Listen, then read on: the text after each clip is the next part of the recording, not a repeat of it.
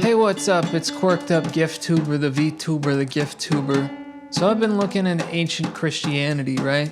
I know I keep on touching on this God stuff and all that, but it's just like a hyperfixation, I keep on thinking about it.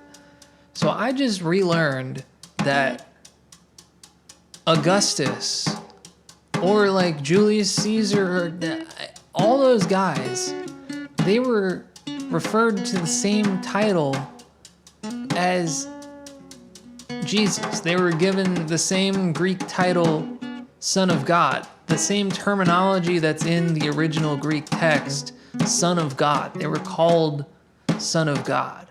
And it's fascinating. It's genuinely fascinating to consider that, because like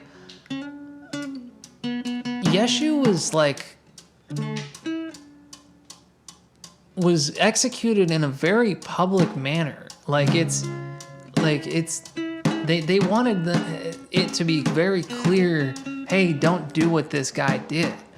And that's fascinating to me, because like, what did he do?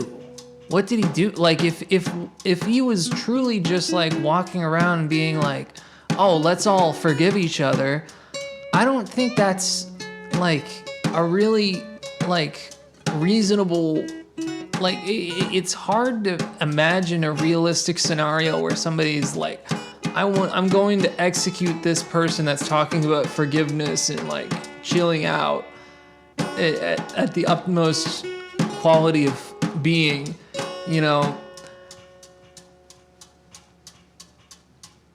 The idea of just like taking that person and just executing them on that basis is just silly to me. But the thing is, when we consider Son of God as the title that the emperors use,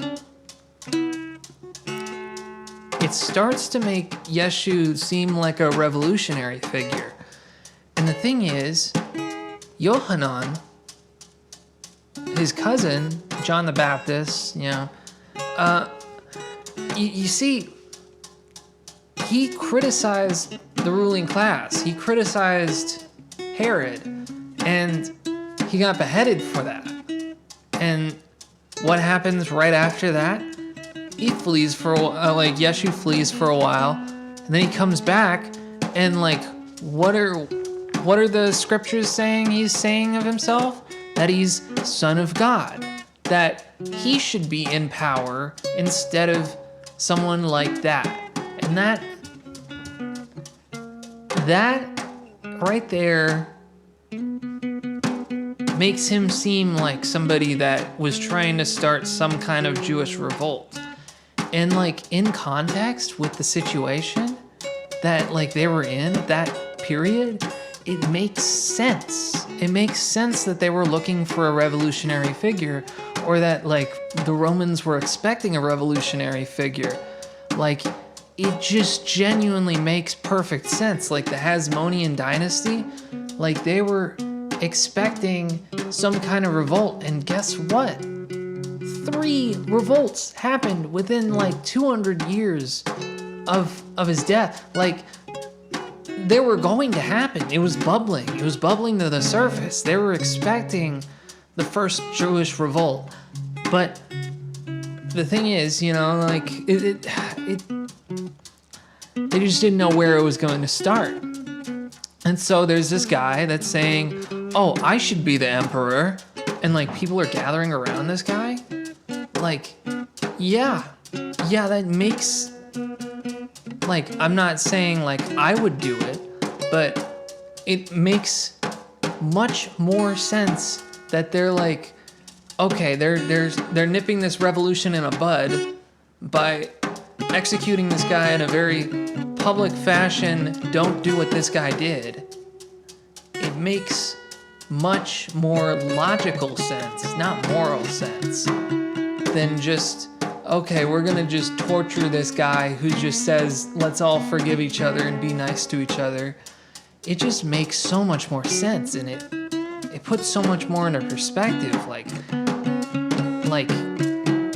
wow. And the thing is, if we look at like what the imperial cult was, you know, and like all of their documents, they all come from the same regions that all the documents of early Christianity come from. And they use a lot of the same terminology and like terms of phrase, and it just fascinates me, you know what I'm saying?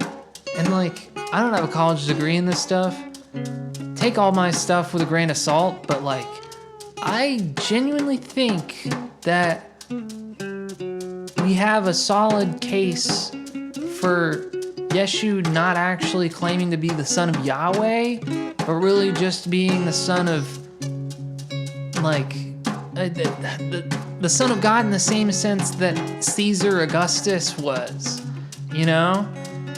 Like, Augustus was the emperor, like, when he was born, you know? And next was Hadrian, I believe.